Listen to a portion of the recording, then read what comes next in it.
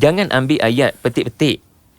Sebab ayat tu datang lepas satu perasaan yang sangat takut kepada neraka. Kau celah mana orang boleh ambil ayat ni untuk justify, contohnya lah perkara yang disebut lucah yang sedang dilakukan sebab ayat tu. Adakah dia melakukan benda tu atas rasa takut pada Allah, sedangkan ayat tu selepas ayat neraka?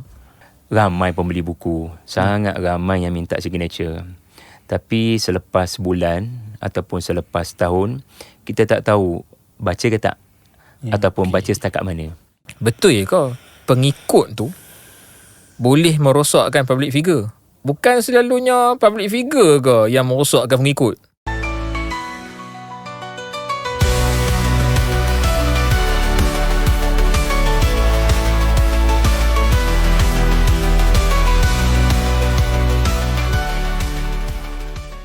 Bismillahirrahmanirrahim. Assalamualaikum warahmatullahi wabarakatuh. Dan salam sejahtera diucapkan kepada semua yang mengikuti Book Surgeon dan juga podcast terpaling baca sehingga ke hari ini. Perkenalkan, aku Pak Di. Dan aku Wan, dan anda sedang menyaksikan podcast terpaling baca.